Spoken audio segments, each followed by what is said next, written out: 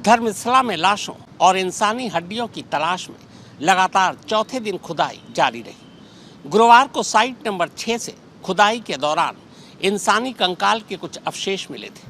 मामले की जांच कर रही एसआईटी के मुताबिक साइट नंबर 6 से कुल 25 हड्डियां बरामद हुई। इनमें दांत, जबड़े और जांग की हड्डियां शामिल थी।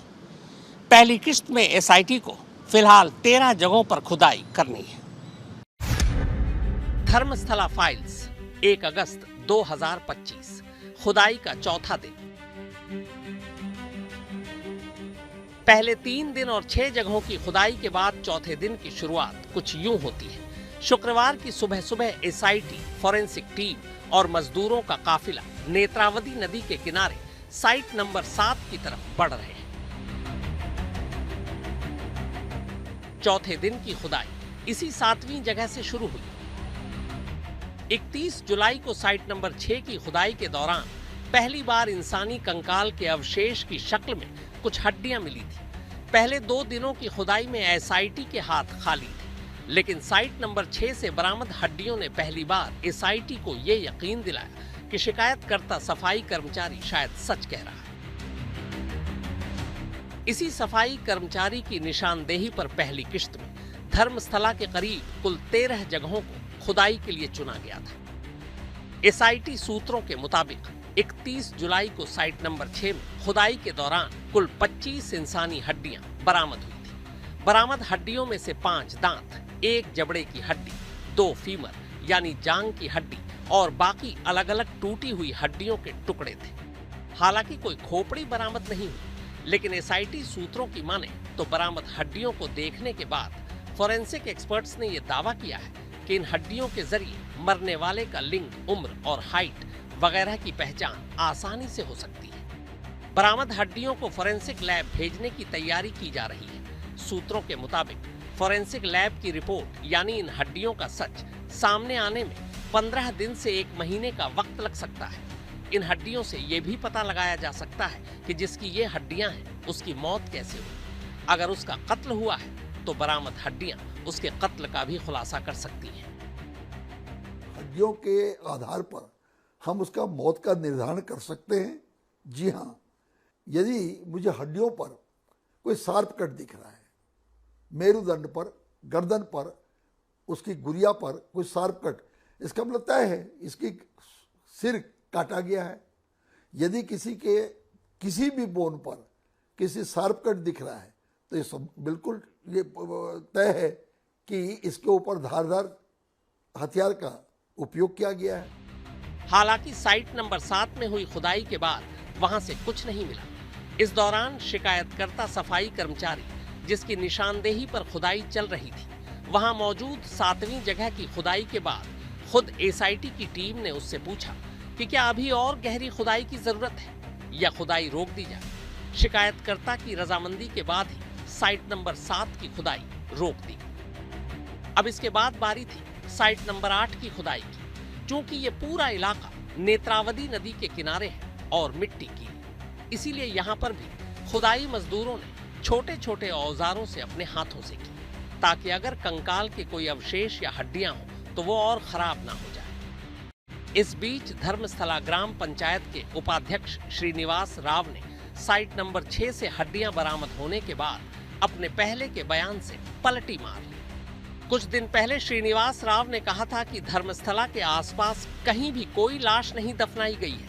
उन्होंने ये भी दावा किया था कि धर्मस्थला में जो भी लाशें दफनाई गई उनका बाकायदा रिकॉर्ड है और सब कानूनी तरीके से हुआ था। लेकिन अब श्रीनिवास राव ने कहा है कि धर्मस्थला ग्राम पंचायत के पास लाशों के दफनाए जाने का कोई रिकॉर्ड नहीं है। Do you have the documents of everybody, like even that body which was buried in the yesterday? There was a skeletal remains which was being found adjacent to Netravati river, spot number 6. Do you have the documents of that as well? Can you prove that you have taken permission from the police and that is the person? Who is that person, sir? You will be able to identify that person. We are not the person to identify that. We done the job what police are requested to bury that body. all the DNA, FSL report, fingerprints, postmortem report, these all are inside of the police department and health department. So they are the responsible for matching the DNA of yesterday with, which excavated. Srinivas Rao ने आगे कहा कि police लावारिस लाशों को पहचानती थी और ग्राम पंचायत से मजदूर मांगती थी ताकि उन लाशों को दफनाया जा सके।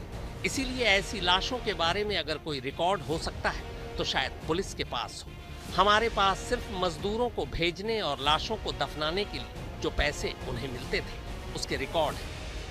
Whether it is a decomposed body or it is an unknown body or anything, you have to follow the formal procedure. That is, one is informing the police, two is taking pictures of them, advertising in the paper, showing that so and so body was found. Anybody can recognize, anybody can claim, they can come and claim. After that, you have to bury, and you have a set time frame for that. Have you followed all those things? We followed these all things because request of the police is complete these procedure. After that only they are requested to us. We completed these all procedures and this body should decompose in some place. Please support us, like that request they are give. So we are our helpers are go and done the procedure. इस बीच Karnataka state police force के पूर्व police अफसर गिरीश ने आज तक से बातचीत में दावा किया है कि एसआईटी बेशक अभी रिकॉर्ड पर नहीं कह रही है, लेकिन अब तक जितनी भी साइट पर खुदाई हुई है उनमें से हर जगह से इंसानी हड्डियां मिली हैं। ये जो केसेस में धर्मस्थला के आसपास उससे रिलेटेड जितने भी हादसे हुए हैं, गैंग रेप, मर्डर हुए हैं, उसके जो भी लीगल फाइट है उसमें मैं एक एक्टिविस्ट बन के काम कर रहा हूँ। इस समय ये मास बरियल का मुद्दा ये स्कैंडल है, हादसा है, हम इसको हत्याकांड कहना चाहते हैं। कल ही एक डेड बॉडी बरामद हुई है, लेकिन प्रिलिमिनरी इंफॉर्मेशन जो हमको मिलता है उसके मुताबिक बहुत सारे हर दिन ऐसे स्केलेटल रिमेन्स मिल रहे हैं। गिरीश ने यह भी दावा किया है कि शिकायतकर्ता सफाई कर्मचारी ने जो दावा किया है उसके हिसाब से एसआईटी की खुदाई के दौरान 500 से ज्यादा लाशें और इंसानी हड्डियों के बरामद होने का अंदेशा है। हमको पूरा विश्वास है कि सच बाहर निकलेगा, क्योंकि जहां तक अंदाज है करीब करीब 500 से भी ज्यादा 1000 तक लाशें बरामद हो सकती है। लाशें मतलब स्केलेटल रिमेन, लाश के इसमें नहीं रहते, स्केलेटल रिमेन बरामद हो सकते हैं, ऐसा अंदाजा सब लोगों को है। इस वक्त गिरीश के सामने टेबल पर ये जो सील बंद आप अंबार देख रहे हैं, असल में ये कुछ और नहीं, इसी धर्मस्थला में गायब लोगों या मार दिए गए लोगों के बारे में सच्चाई सामने लाने की सजा है। इसके अंदर वो सारे कानूनी नोटिस या डिफेमेशन की फाइलें हैं जो धर्मस्थला के ताकतवर लोगों ने इन्हें भेजा है। 10-10 करोड़ का डिफेमेशन केस ऐसे आके आवाज बंद करने के लिए कोशिश कर रहे हैं, लेकिन सच बाहर आना बहुत जरूरी है। धर्मस्थला फाइल को लेकर गिरीश ने लोकल थाने में कई आरटीआई दाखिल की थी, पर कमाल ये है कि धर्मस्थला के आसपास जितनी भी रहस्यमयी मौत हुई या जो गायब हो गए, उन सभी की फाइलें थाने से ही गायब थी। थाने में इससे जुड़ा 2000 से लेकर 2015 तक ऐसी रहस्यमयी मौतों से जुड़े सभी रिकॉर्ड गायब थे। इस बीच कर्नाटक के पूर्व डीजी राकेश कुमार दत्ता ने इस बात पर हैरानी जताई है कि धर्मस्थला को लेकर इतने बरसों से जो कुछ होता आया उस पर कभी किसी पुलिस वाले की निगाह कैसे नहीं गई। उन्होंने कहा कि अमूमन कांस्टेबल या जूनियर पुलिस अफसर 5 से 7 सालों तक एक ही थाने में तैनात रहते हैं, उन लोगों को कोई न कोई जानकारी जरूर होगी। उन्होंने वहां पोस्टेड आला पुलिस अफसरों की भूमिका पर भी सवाल उठाए।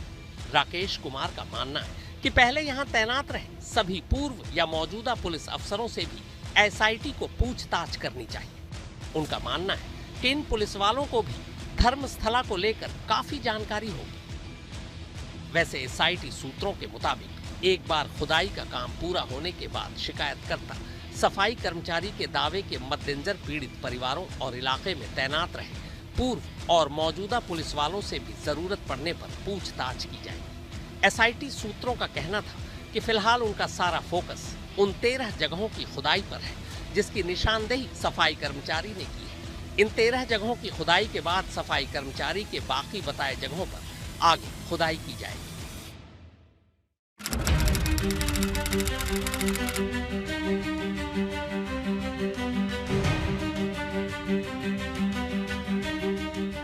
मंगलवार 29 जुलाई को धर्मस्थला में नेत्रावती नदी के किनारे इस जगह पर पहली बार खुदाई शुरू होती है।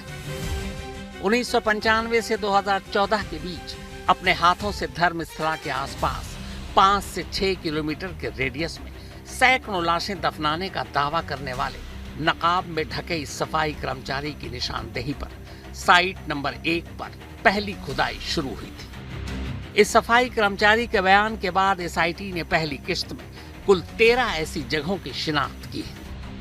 लेकिन 29 जुलाई यानी खुदाई के पहले दिन करीब 6 घंटे की मशक्कत और 15 फीट गहरा गड्ढा खोदने के बावजूद कोई लाश, कंकाल या इंसानी हड्डियां नहीं मिली।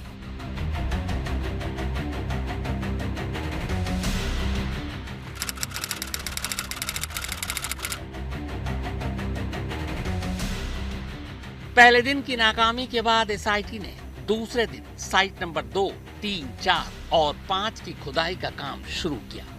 12 से लेकर 15 फीट तक गहरे गड्ढे खोदे गए, लेकिन दूसरे दिन भी नाकामी ही हाथ लगी। एसआईटी को कोई लाश, कंकाल या इंसानी हड्डियां नहीं मिली। अलबत्ता साइट नंबर 2 से खुदाई के दौरान 2.5 फीट की गहराई में लाल रंग का फटा हुआ एक ब्लाउज, एक पैन कार्ड और एक एटीएम कार्ड जरूर मिला। इनमें से एक कार्ड एक पुरुष का था, जबकि दूसरा लक्ष्मी नाम की महिला का। धर्मस्थला के करीब रहने वाली लक्ष्मी नाम की एक महिला की 2009 में मौत हो गई थी, लेकिन पुलिस रिकॉर्ड में कहीं उसका जिक्र नहीं है। क्या ये वही लक्ष्मी थी? फिलहाल ये आगे की जांच में ही पता चल पाएगा। साइट नंबर 2 के अलावा 3, 4 और 5 से कुछ नहीं मिला।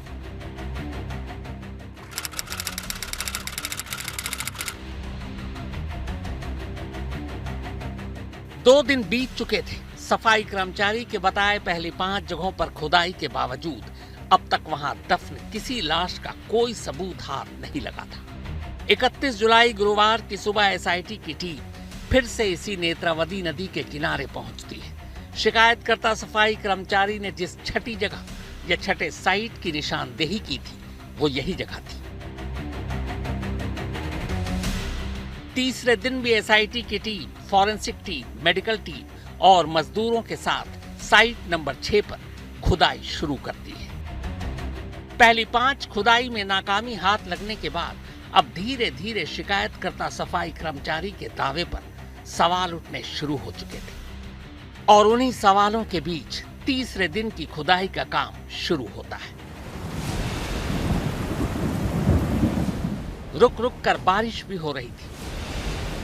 बारिश की वजह से गड्ढे में पानी भी भरता जा रहा था। गड्ढे से पानी निकालने के लिए बाकायदा वाटर पंप का भी इस्तेमाल किया जा रहा था। धीरे धीरे गड्ढा गहरा होता जा रहा था और फिर तभी पहले 2 दिन की नाकामी के बाद तीसरे दिन पहली ही खुदाई में यानी साइट नंबर 6 से अचानक कंकाल के कुछ अवशेष यानी इंसानी हड्डियां दिखाई देने लगती है।